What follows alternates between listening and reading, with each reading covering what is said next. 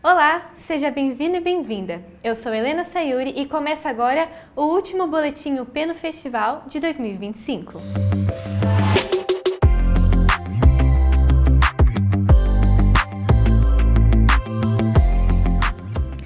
Diferentes casais mostram as múltiplas faces dos relacionamentos amorosos.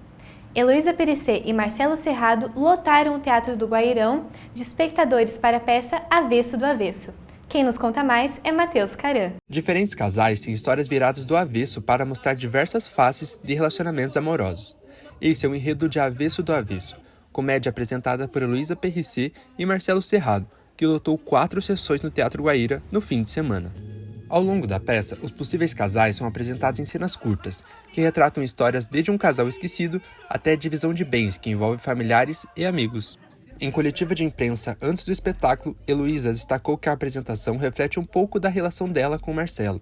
Na construção da obra, ambos optaram por um texto provocador, que gerasse identificação com o público. As histórias contadas são baseadas em situações que os próprios autores já passaram, mas é claro, com um pouco de dramatização. Com mais de 35 anos de amizade, os atores demonstram sinergia e cumplicidade em cada ato do espetáculo teatral, o que contribui para o sucesso da peça.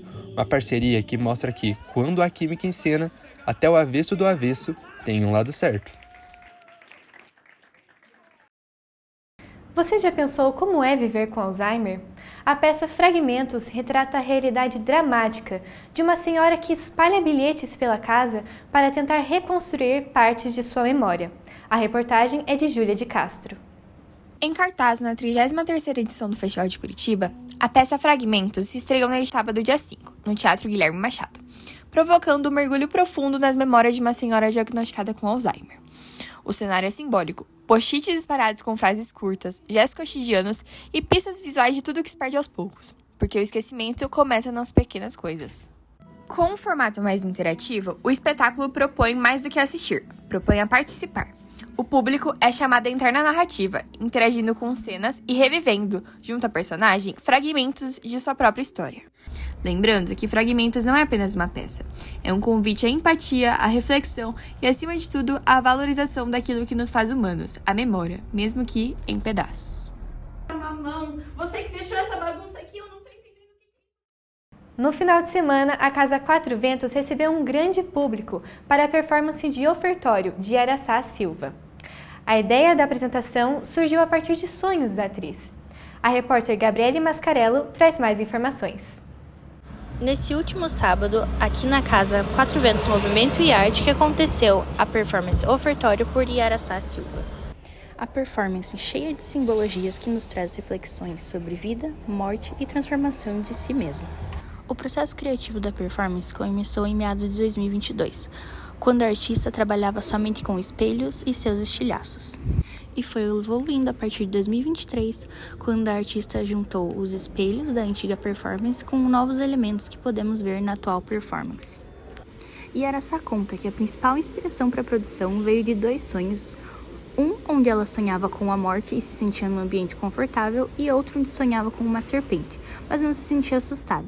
Ela sentia que deveria deixar essa cobra passar. Eu precisava criar algo que refletisse o quanto eu acho que a morte é necessária, tanto no sentido de transmutação, mas a quebra de imagem que as pessoas nos impõem. É necessário que imagens sólidas morram para que novas surjam, para que a gente possa se sentir confortável em relação ao que a gente realmente é. Ela ainda completa dizendo que foi um projeto desafiador, por conta da quantidade de elementos.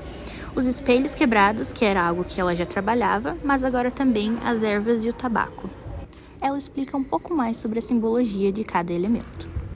Os espelhos estão como uma representação de uma cruz, gerando uma energia de bênção.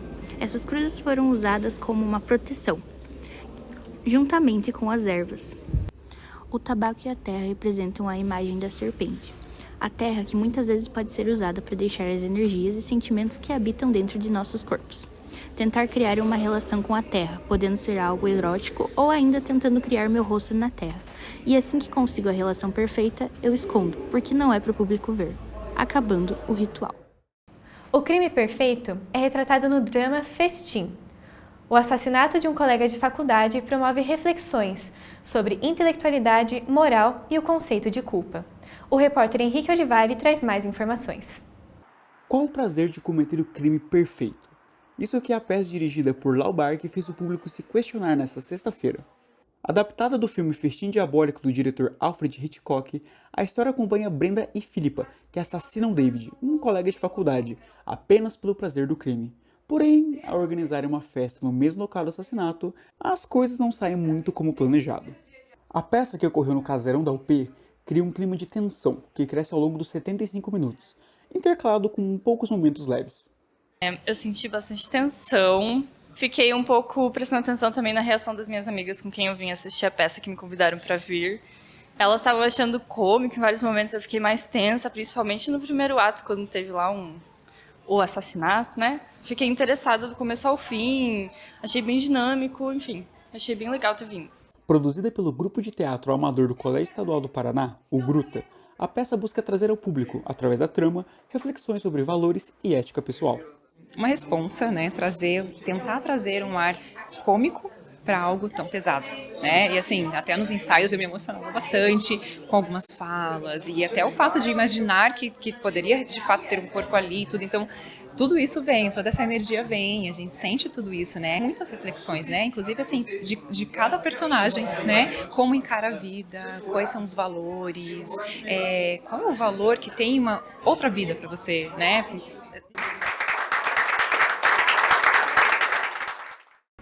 O Henrique Olivari também acompanhou um espetáculo Em Busca da Ilha Desconhecida, adaptação de um livro de José Saramago.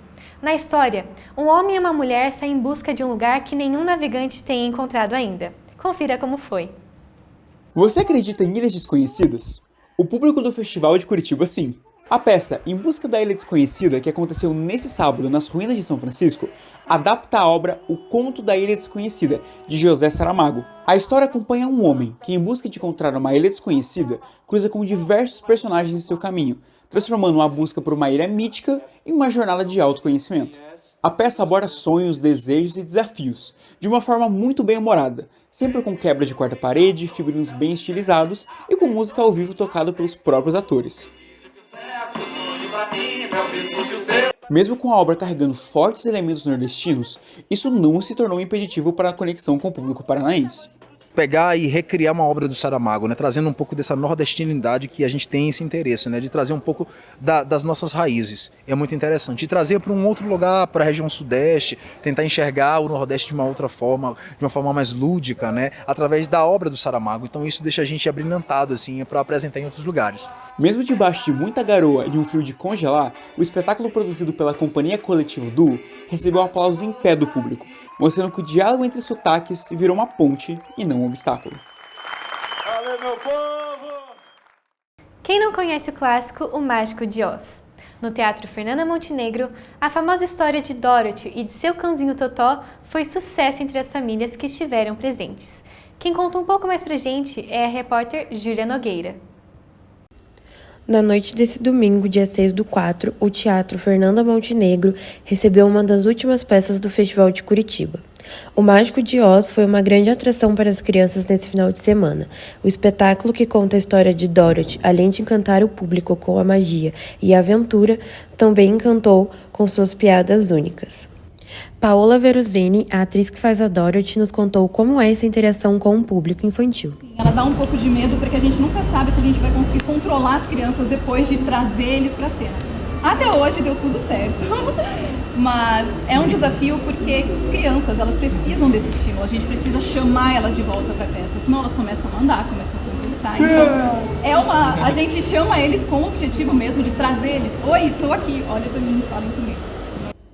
O Mágico de Oz encerrou a sua participação no Festival de Curitiba com muitos aplausos e risadas da plateia.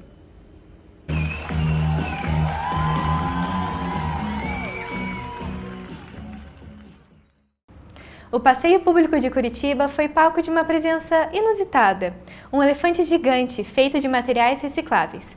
Desfilando, o animal chamou a atenção ao som de música, dança e histórias. 5 calouros do nosso Jornalismo Pay estiveram por lá. Hoje, dia 5 de abril, aqui no Passeio Público, acontece o Elefanteatro. Vem com a gente! montagem do elefante começa com a escolha dos materiais. O plástico, por exemplo, foi porque a gente usou como referência toda a poluição dos oceanos. E é um elefante que vem todo desmontado, é de fácil montagem. A ideia é que fosse prático e que levasse o público até essa loucura de o que é esse monte de lixo quando encontra na rua. Um monte de lixo que aí em 10 minutos vira um elefante, caminha e interage com o público. A gente começou o processo de montagem em 2022, no final do ano. A gente começou pela construção da marionete. Foram, acho que, 9 meses de construção. Eu não esperava uma reação tão carinhosa do público, os aplausos tão carinhosos. Traz um tema extremamente importante, esse das migrações, da relação com o espaço e como que se dão esses deslocamentos. O último boletim UP no Festival de 2025 fica por aqui, mas a gente se vê ano que vem. Tudo sobre o curso de jornalismo da Universidade Positivo você encontra no nosso Instagram, @jornalismoup. Obrigada pela companhia e até 2026. Tchau!